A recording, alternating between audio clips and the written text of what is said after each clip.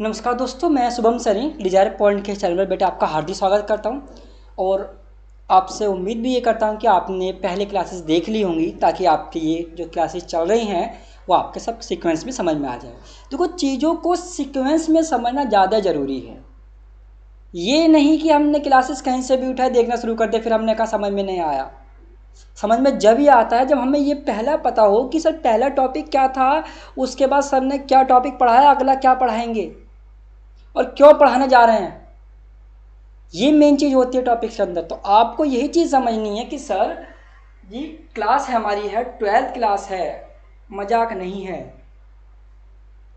आने वाले बच्चों के जो बच्चे आ चुके हैं, जो बच्चे यहाँ से पढ़ के गए हैं, लगभग ये मान कर चलिए डिज़ायर पॉइंट ने पिछले साल नेक्स्ट ईयर कि जो आप उनके जो टीचर, जैसे मैं ही अगर अपनी बात करूँ तो मैं डिजायर पॉइंट का टीचर हूँ। हमने पिछले साल 10 बच्चे हमारे यहाँ पर ऐसे थे जिनके 100 में से 97 आए हैं। यूपी बोर्ड हिंदी मीडियम में फिजिक्स में 100 में से 97 नंबर मायने रखता है। और यही इसीलिए हमने कंपनी रजिस्टर्ड करवाया ताकि आप लोगों को भी यही चीज़ प्रोवाइड कराए कि आप भी क्लासेस देखें। देखो, क्लासेस कराए जाएंगे, आपको नोट्स भी प्रोवाइड किए जाएंगे, चैप्टर वाइज नोट्स प्रोवाइड किए जाएंगे। डिजायर पॉइंट के ऐप पर जाइए, डाउनलोड कीजिए प्ले स्टोर पर जाकर। वहाँ आपको सारी क्लासेस जो है सीक्वेंस में मिलेगी, नोट्स मिलेंगे चैप्टर वाइज, ठीक है। आपका सॉल्यूशन भी होगा और एक दिन आपका डाउट क्लासेस भी रखेंगे कि जिस दिन पूरे चैप्टर में जो डाउट्स हैं वो डाउट्स को क्लियर किया जाए। आपने कहा वैद्युत छेद समझाइए, इसमें टॉपिक में डाउट्स है। आवेश क्या होते हैं, इसमें डाउट्स है। या आने वाले जो टॉपिक आपको पढ़ा देगा उसमें डाउट्स है, वो आपसे बताया जाएगा, ठीक है। तो आइए समझते हैं आज का टॉपिक। देखो, लास्ट टॉपिक हमने खत्म किया था वैद्युत बल रेखाओं पर। वैद्युत बल रेखाएं क्या होती है ये सीखा, वैद्युत बल रेखाओं के गुण क्या होते हैं ये सीखे। अब तीसरा हमारा, अब आज का तीसरा नहीं, सॉरी, आज का जो नेक्स्ट टॉपिक है वो हमारा थोड़ा सा इस टॉपिक से हटकर है। क्यों हटकर है? क्योंकि इस पर लॉन्ग क्वेश्चन आते हैं। अभी तक आपको जो सिखाया गया वो शॉर्ट में आएंगे। इस टॉपिक से जो आपको स्टार्ट करेंगे, इस टॉपिक से आपका लॉन्ग क्वेश्चन स्टार्ट होते हैं जो एग्जाम में आने वाले होते हैं और मोस्ट इंपॉर्टेंट क्वेश्चन होते हैं, ठीक है। आइए समझते हैं अपने टॉपिक को। जो अगला नेक्स्ट टॉपिक है, जिस टॉपिक का नाम है वैद्युत द्विध्रुव। वैद्युत द्विध्रुव, जिसे इलेक्ट्रिक डाइपोल कहा जाता है। क्या समझना क्या होता है? शब्दों पर फोकस करना है, वर्ड पे फोकस करना है फिजिक्स को समझना है। द्विध्रुव, द्वि का मतलब होता है दो, द्वि का मतलब दो, ध्रुव का मतलब होता है सिरे।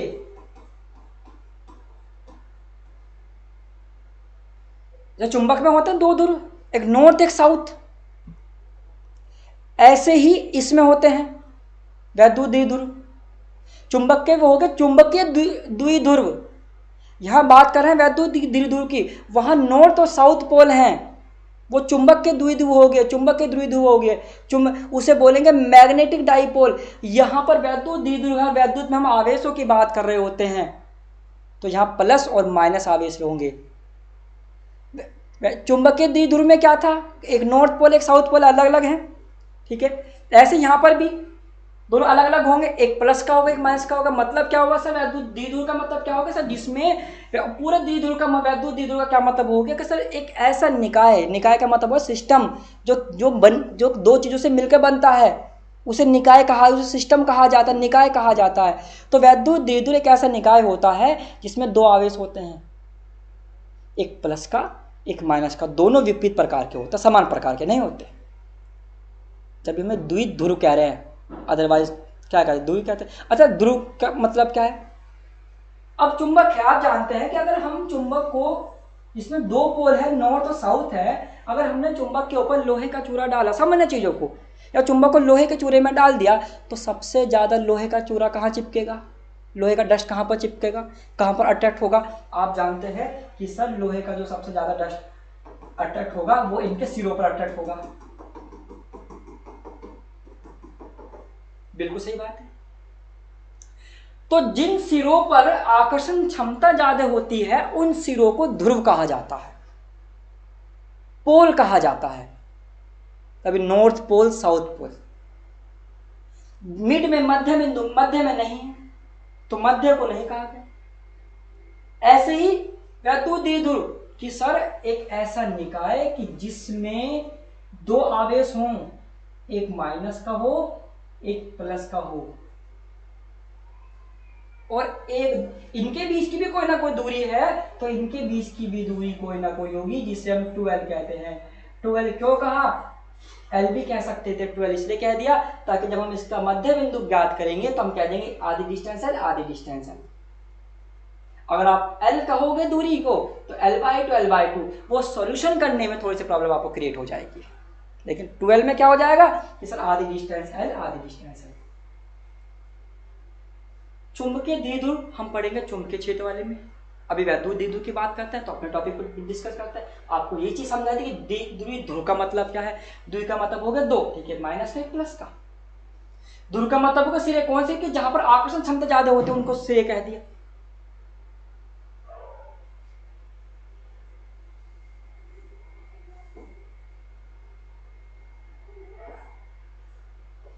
चुंबकीय वैद्युत द्विध्रुव को रिप्रेजेंट करते हैं स्मॉल पी से, जो सिंपल होता है।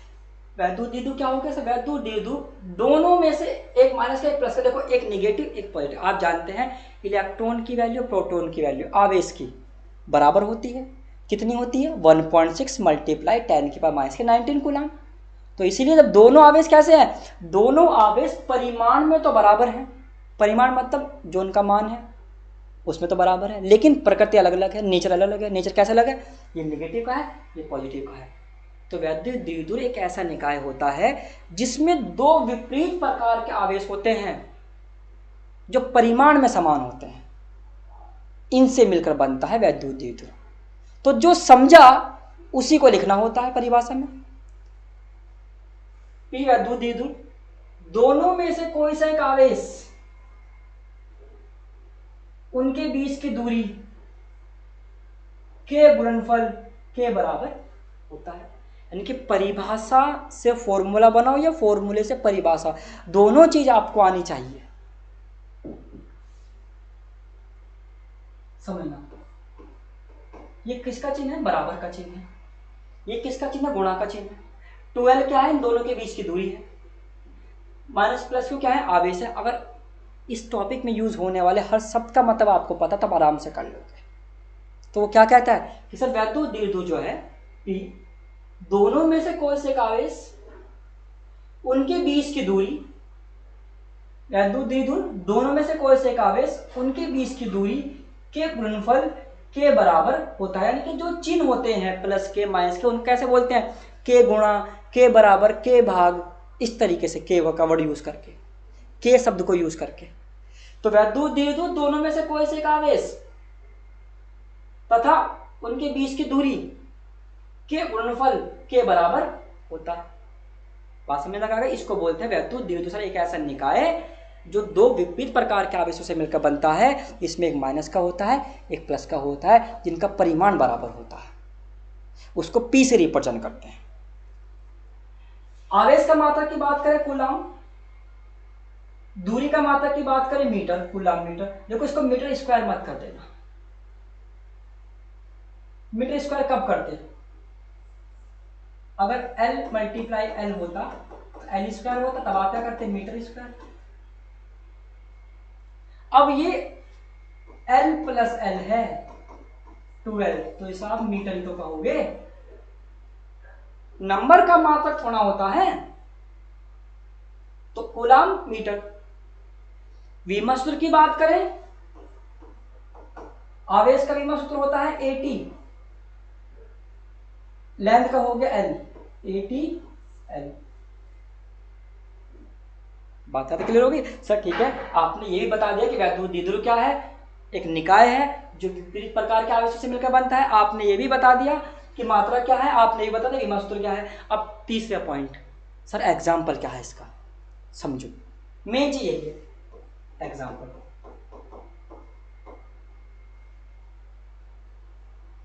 अब अब ऐसा कौन सा एग्जाम्पल हो सकता है कि जिसमें प्लस भी आता हो माइनस भी आता हो?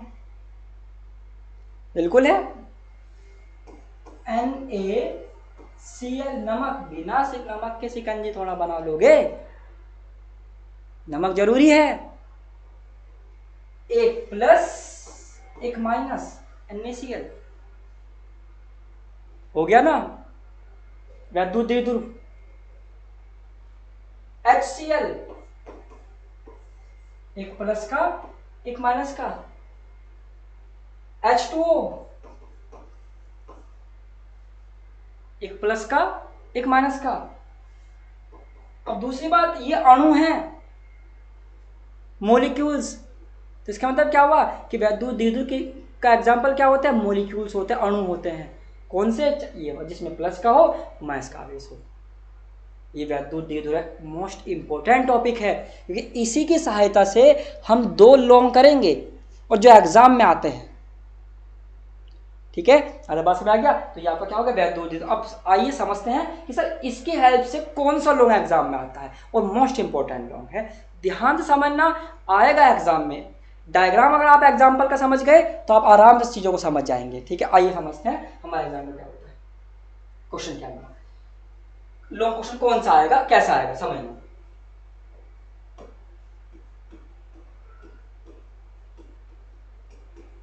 वैद्युत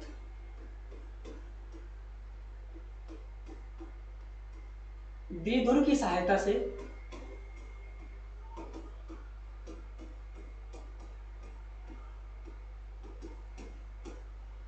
अक्षय स्थिति में, मोस्ट इंपॉर्टेंट टॉपिक है ये वाला, अक्षय स्थिति में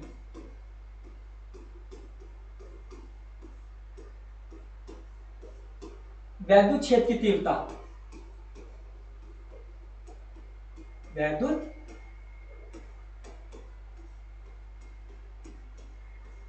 क्षेत्र की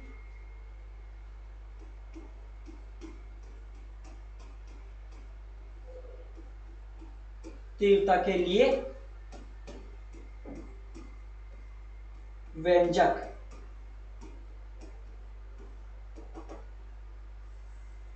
अब टॉपिक तो लिख दिया, हेडिंग तो लिख दी। अब इसके अंदर जो हेडिंग के जो शब्द आए उनका मतलब हमें पता होना चाहिए, तब टॉपिक समझ में आएगा। वैद्युत द्विध्रुव का मतलब अभी समझ के आया, मतलब इसकी हेल्प से करना है कुछ। एक वर्ड आगे अक्षय स्थिति। अक्षय स्थिति क्या होता है, अक्षय स्थिति भी समझेंगे। ठीक है, उसके बाद वैल्यू क्षेत्र आप समझ के आ चुके। ठीक है, व्यंजक मतलब फॉर्मूला। तीव्रता, अब तीव्रता समझ लो क्या होता है। मैंने आपको जब वैद्युत क्षेत्र पढ़ाया था तब तीव्रता भी समझाई थी कि अगर आपके पास 2 टॉर्च है, एक छोटी टॉर्च है, बड़ी टॉर्च है, किसकी रेंज ज़्यादा होगी? बड़ी टॉर्च की रेंज ज़्यादा होगी। किसकी पावर ज़्यादा होगी? बड़ी टॉर्च की पावर ज़्यादा होगी, लाइट वाली टॉर्च। तो तीव्रता किसकी ज़्यादा होगी? रेंज किसकी ज़्यादा होगी? बड़ी टॉर्च की। तो रेंज को ही क्या बोलते हैं? तीव्रता बोलते हैं। बात समझ आ रही है? अब टॉपिक कैसा, अक्षय स्थिति क्या होता है तब समझेंगे कि वैद्युत द्विध्रुव की सहायता से अक्षय स्थिति में वैद्युत क्षेत्र की तीव्रता के लिए हमें व्यंजक निकालना है, सूत्र निकालना है। तो ये तो हमारा हो गया। अब समझना ध्यान से, वैद्युत द्विध्रुव, एक माइनस का क्यूब, एक प्लस का क्यूब, मध्य बिंदु O। अब सर अक्षय स्थिति क्या है? अगर मैं इसी की दिशा में, इसी की दिशा में वैद्युत क्षेत्र ज्ञात करूं, इसी के अक्ष में वैद्युत क्षेत्र ज्ञात करूं, तो उसे अक्षय स्थिति कहा जाता है। उसके अक्ष में अक्षय स्थिति। इस बिंदु पर, मुझे नहीं पता बिंदु कहां है, मैंने कह दिया सर बी बिंदु पर मुझे वैद्युत क्षेत्र की तीव्रता के लिए व्यंजक प्राप्त करना है। और बिंदु इसके मध्य बिंदु से, वैद्युत द्विध्रुव के मध्य बिंदु से वो r दूरी पर है। किसके? वैद्युत द्विध्रुव के। और वैद्युत द्विध्रुव के बीच की दूरी कितनी होती है? 12 होती है।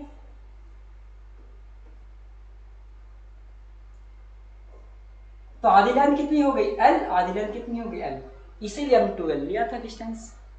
बात में आ गया कि वैद्युत द्विध्रुव है, इसी के अक्ष में निकालना है, कोई बिंदु है बी बिंदु, क्या निकालना है? वैद्युत क्षेत्र। अक्ष स्थिति में इसी के अक्ष में है तो ये मतलब हो गया अक्ष स्थिति का।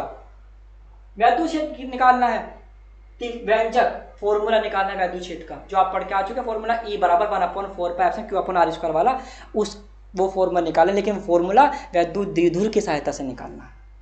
वैद्युत अब किसकी सहायता का क्या मतलब है यहाँ पर? इसका जिस जब भी तुमसे वो कहे ना कि सहायता से, इसको मत समझ जाना कि डेरिवेशन के अंदर, फॉर्मूले के अंदर जो है ये सिंबल वैद्युत द्विध्रुव का या किसी भी चीज़ का सिंबल जो है वो यूज़ होना चाहिए। अगर मैं आपसे कहूँ कि आप मेरी हेल्प से कोई काम को, तो आपने मेरा नाम तो लोगे, सुमन सर की हेल्प से हमने ये काम किया था, तो मेंशन कर रहे हो ना, तो ऐसी वैद्युत द्विध्रुव को मेंशन करना पड़ेगा, दिखाना पड़ेगा डायग्राम में, अक्ष स्थिति में। ये वही चीज है अक्ष स्थिति। अब हमें क्या निकालना है? वैद्युत क्षेत्र निकालना। अब पता है प्लस आवेश है और वैद्युत बल रेखा भी सीख आ चुका है, क्योंकि वैद्युत बल रेखा ना पड़ी होती इसलिए वैद्युत द्विध्रुव आया। कि वैद्युत बल रेखा का यूज सीख रहे हैं। वैद्युत बल रेखाओं की वजह से वैद्युत क्षेत्र प्लस आवेश की वजह से वैद्युत बल रेखा किधर की तरफ को होती है? बाहर की तरफ को होती है। जब वैद्युत बल रेखा बाहर की तरफ को, तो वैद्युत क्षेत्र बाहर की तरफ को होगा, सीधी सी बात होगी। तो ये प्लस आवेश, अगर इस प्लस आवेश की वजह से मैं इस बिंदु पर वैद्युत क्षेत्र देखूं, तो इस बिंदु पर वैद्युत क्षेत्र हमारा जो होगा वो बाहर की तरफ को होगा, E1। बिल्कुल सही बात है सर। माइनस की वजह से वैद्युत बल रेखा अंदर की तरफ को होती है, तो इसका अंदर इधर की तरफ को तो होगा, E2। तो टोटल वैद्युत क्षेत्र हो गया। तो सर जब टोटल वैद्युत क्षेत्र हो गया, अगर दोनों समान दिशा में होते तो मैं प्लस करता, दोनों अलग अलग दिशा में है तो मैंने क्या कह दिया? E1 minus E2। और विपरीत दिशा में है। अब मुझे क्या चाहिए? मुझे E1 का मान चाहिए, मुझे E2 का मान चाहिए, और हमने फॉर्मूला पढ़ रखा है, उसी का यूज करते हुए करेंगे। अब समझना फॉर्मूले को ध्यान से। यहां डायग्राम समझने के बाद अगर आप टॉपिक आपको आएगा तो मेन चीज होगी E1 E2 की वैल्यू निकालें, उसके बाद कुछ नहीं बचता, फॉर्मूला रखना पड़ता है, आंसर निकालना होता है, ये हमें काम करना होता है। ठीक है, अब समझो E1 का मान, E1 प्लस की वजह से आपने कहा तो लिखना पड़ेगा प्लस Q आवेश के कारण,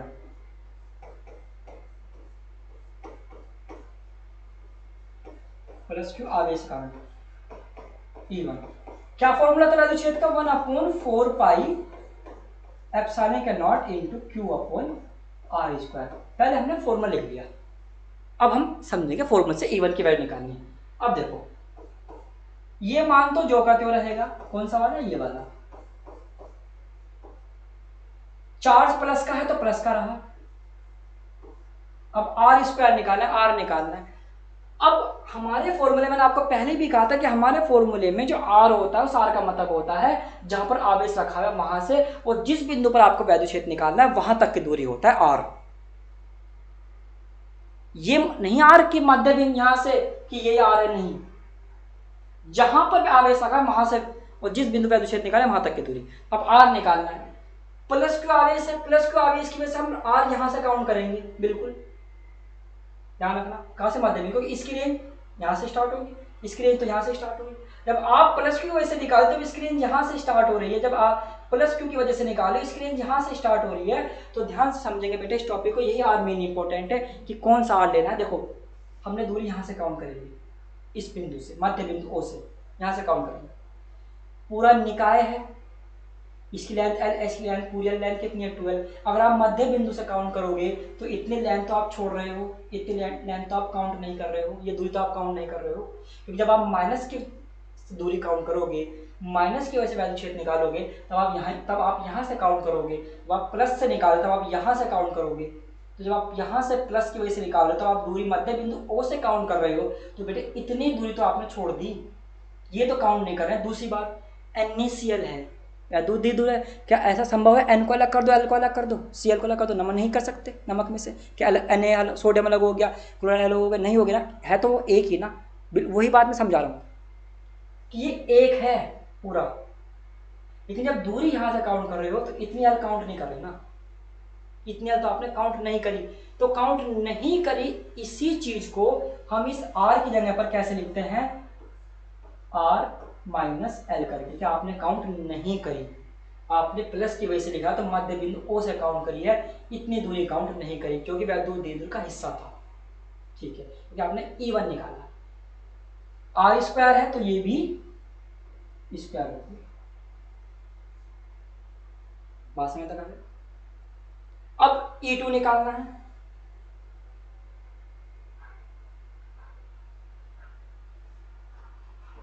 माइनस क्यू आवेश के कारण,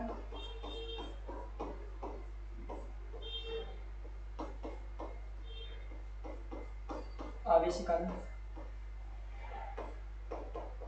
E2।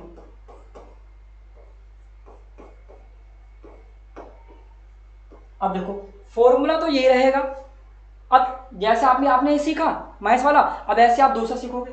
अब देखो जब आप माइनस की वजह से लोगे तो आप यहां से काउंट करोगे ना, चीज यहां से लोगे दूरी, जब आप यहां से दूरी काउंट करोगे तो ये दूरी जो L के बराबर है तो ये भी तो काउंट करोगे, ये भी ऐड करोगे, तो इसको लिख देंगे R प्लस L का होल स्क्वायर।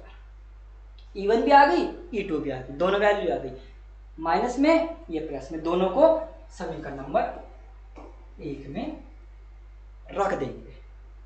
बस यही मेन चीज होता है इसके अंदर। ठीक है, इनको समीकरण नंबर 1 में रखना है। आइए समझते हैं आगे पढ़े।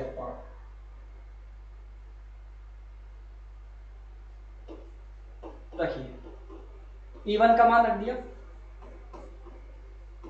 E1 में माइनस वाला पार्ट था तो माइनस वाला लिया, बीच माइनस का चिन्ह था, माइनस का चिन्ह लगाया,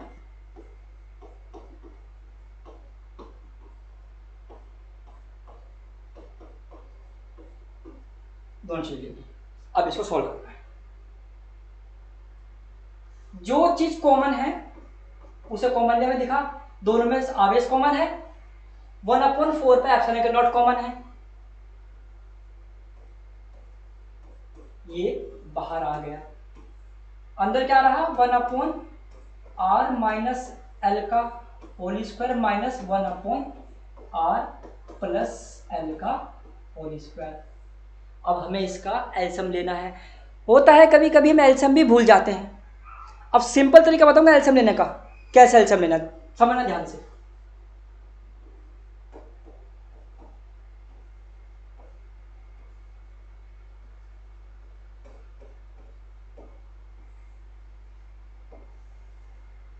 एलसीएम लेने के लिए सबसे पहले नीचे की दोनों वैल्यू को एक साथ लिख लो, मल्टीप्लाई में, गुणा के रूप में लिख लीजिए सर, r माइनस एल का whole square r plus L का होल स्क्वायर लिख लिया सर।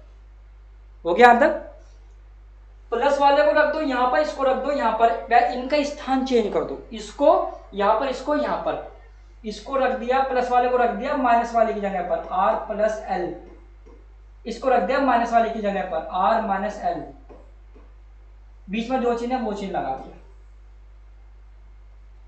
चीजें क्लियर हो गई। एक प्लस पर हो गया, माइनस की जगह पर हो गया, आधी बात क्लियर हो गई। अब आगे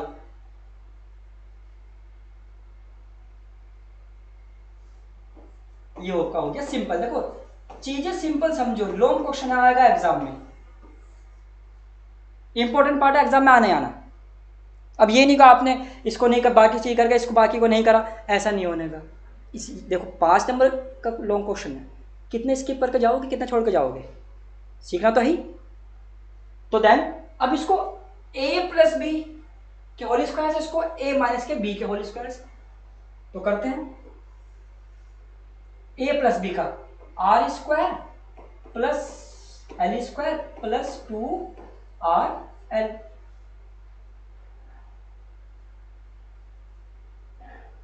r square plus l square plus 2rl, ठीक है, माइनस इसको a माइनस के b के होल स्क्वायर से, r square plus l square minus 2rl, sir ये भी हो गया।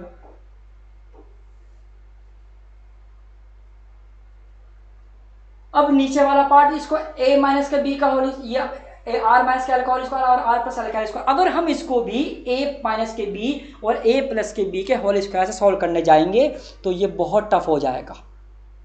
क्यों हो जाएगा टफ, 20 में चीज गुणा का है, प्लस का नहीं है, तो फिर क्या करें? तो समझो क्या करें, हमने सबने सीखा था कि सर ए स्क्वायर माइनस का बी स्क्वायर का फॉर्मूला होता है ए माइनस के बी और ए प्लस के बी।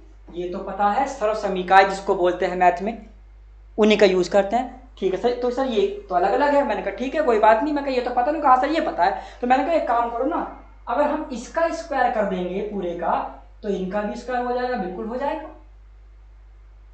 अब वो वाला पार्ट इसके जैसा तो बन गया, जहां आर है वहां पर ए है, जहां पर एल है वहां पर बी है।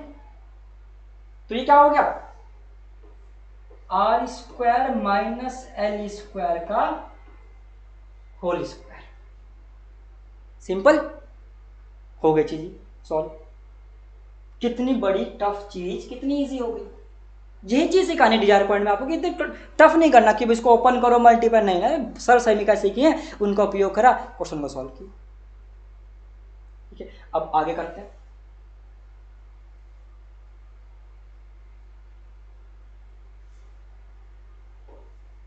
Equal to Q upon 4 pi epsilon के not.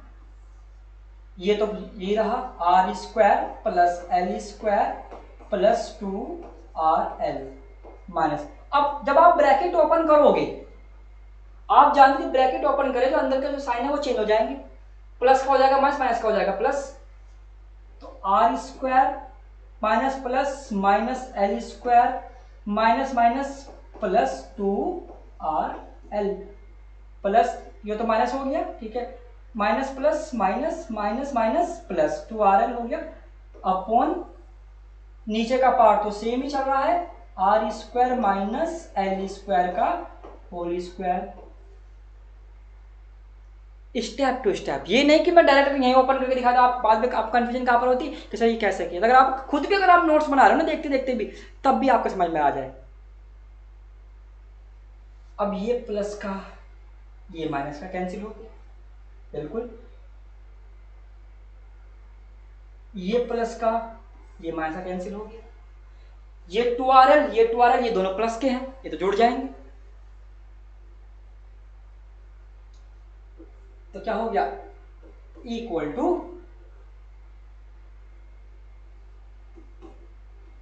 Q upon 4 pi epsilon के naught sir 4 R L upon R square minus L square का whole square.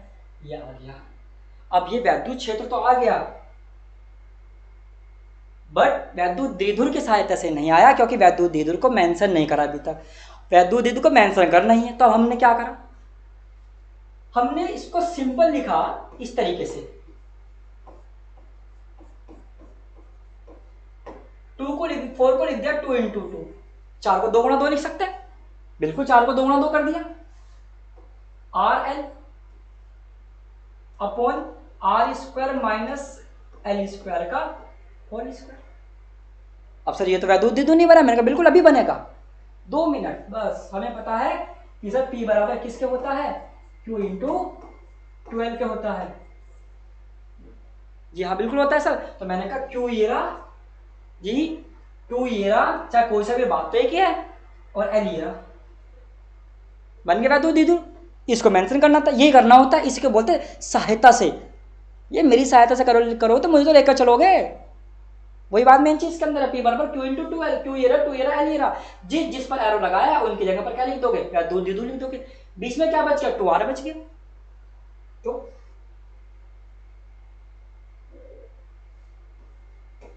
Equal to 1 upon 4 pi epsilon naught sir 2R तो ये है, ये तो बचा हुआ ही है, बाकी क्या बचा, Q 12 क्या बच गया P, तो 2PR upon R square minus L square का होल स्क्वायर। वैद्युत द्विध्रुव की सहायता से हो गया, वैद्युत द्विध्रुव की सहायता से हो गया 2PR। यहां तक बात करोगी, कोई डाउट्स? ये निकल गया आपका न्यूटन प्रति कूलम मात्रक लिख दो। वैद्युत इसे बोलते हैं वैद्युत द्विध्रुव की सहायता से अक्षय स्थिति में वैद्युत क्षेत्र की तीव्रता के लिए व्यंजक। इतना करना था, लेकिन अभी पूरा नहीं हुआ।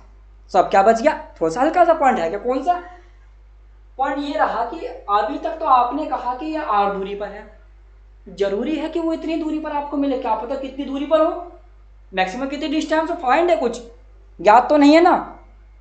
बिल्कुल सही बात है। तो अब खुद सोचो, अगर आप दूरी बढ़ाओगे, मान लो आप 5 किलोमीटर तक की दूरी, आपके सामने कोई पेड़ खड़ा है और वो पेड़ आपसे 5 किलोमीटर तक की दूरी पर है, तो आप जानते हैं कि जो चीज़ें बहुत दूर होती हैं वो छोटी दिखाई देती हैं, बिल्कुल उनकी लेंथ छोटी हो जाती है दूरी बढ़ने से, यानी कि दूरी बढ़ने से लेंथ छोटी हो जाती है ये वाली। तो क्या इसका मतलब ये होता है कि वो पेड़ जो दूरी बढ़ने से जिसकी लेंथ छोटी हो गई, उसका साइज वाकई में छोटा है? नहीं ना, दूरी की वजह से आपको साइज छोटा दिखाई दे रहा है। बात समझ तक आ रही है? तो ऐसे कि हम दूरी r को बढ़ा देंगे तो लेंथ का जो साइज है हमें छोटा दिखाई देगा, ऐसा आभास होगा। अगर r बहुत अधिक दूरी पर है तो तब कितना होगा वैद्युत क्षेत्र, तब समझिए। तब इसी फॉर्मूले में हम क्या करते हैं कि सर यदि r बहुत ज्यादा हो लेंथ से, समझे ना, r बहुत ज्यादा लेंथ से, मतलब दूरी को बहुत ज्यादा है लेंथ से, तो हमें लेंथ छोटी दिखाई देगी लगभग, लेकिन छोटी नहीं होगी। तो इसीलिए हम जो है l को लगभग 0 लिखते हैं। लगभग का साइन है ये, अप्रोक्सीमेट का, बराबर का नहीं लगाया, बराबर का लगा तो मतलब लेंथ ही 0 हो गई, जो कि संभव नहीं है। तो इस फॉर्मूले में लेंथ की जगह पर 0 रख देंगे, तो जब 0 रखोगे तो ये हो जाएगा इक्वल टू 1/4 पाई एप्सिलॉन के naught sir 2 P are upon r square minus 0 का स्क्वायर का होल स्क्वायर। सर ठीक है, बिल्कुल 0 का स्क्वायर माइनस होल स्क्वायर हो गया। तो then equal to 1/4 pi epsilon के नॉट 2 पी आर, जो करते हो रहा। अब समझना जरा ध्यान से, जब r स्क्वायर में से 0 स्क्वायर माइनस करोगे तो r स्क्वायर ही बचा। किसी भी चीज में से 0 को माइनस कर रहे हो तो आप वही चीज बचती है। साथ में ऊपर होल स्क्वायर भी है, तो 2 दूनी क्या हो गया, 4 हो गया। r की पावर कितनी हो गई, 4 हो गई। तो सर ठीक है, r की पावर कितनी हो गई, 4 हो गई। अब एक r ऊपर भी है, एक r और 4 r नीचे है, तो ये r कट हो गया, कितना बचा यहाँ पर, 3 बचा। तो e बराबर कितना आ गया, 1/4 पाई एप्सिलॉन के not into 2p upon r की पावर 3। ये वैद्युत क्षेत्र हो गया, अक्षय स्थिति में हो गया। बात समझ तक आ गई? इसमें अक्षय स्थिति में न्यूटन प्रति कूलम। तो बेटे एग्जाम में जो है हमें यहां तक करके आना है, ये इंपॉर्टेंट पार्ट है। ये एक लोंग है, या तो ये वाला या इस अगला जो कराऊंगा वो, दोनों में से कोई से एक लोंग आएगा। बात क्लियर होगी? तो यही चीज आपको सीखनी है कि सर जो टॉपिक है वो क्या होते हैं। तो आज हमने क्या सीखा कि वैद्युत देदुर क्या होता है, और वैद्युत देदुर की सहायता से हमने जो है अक्षय स्थिति में वैद्युत क्षेत्र की तीव्रता के लिए व्यंजक प्राप्त किया।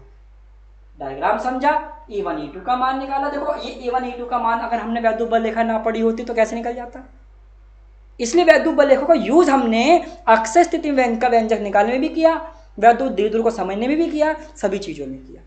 टॉपिक जुड़े हुए होते हैं, बस आपको सीक्वेंस सीखना है। और ये चैनल आपको, यही जो आपका रजिस्टर कंपनी है या आपको रजिस्टर चैनल है, जो DIR पॉइंट जो है वो आपको यही चीज़ सिखा रहा है। ठीक है, तो बेटा आज के लिए इतना ही। ठीक है, अब अगली क्लासेस में हम इसका एक लॉन्ग करेंगे, साथ में न्यूमेरिकल्स भी स्टार्ट करें, फिर फ्लो में रखेंगे चीज़ों को। ठीक है, तो आज के लिए इतना ही, बाकी नेक्स्ट क्लास में। ठीक है, इसको समझिए, सीखिए, एक बार करके देखिए, कोई डाउट्स हो हमसे पूछिए। ठीक है, आज के लिए इतना ही। Thank you very much. जय हिंद, जय भारत।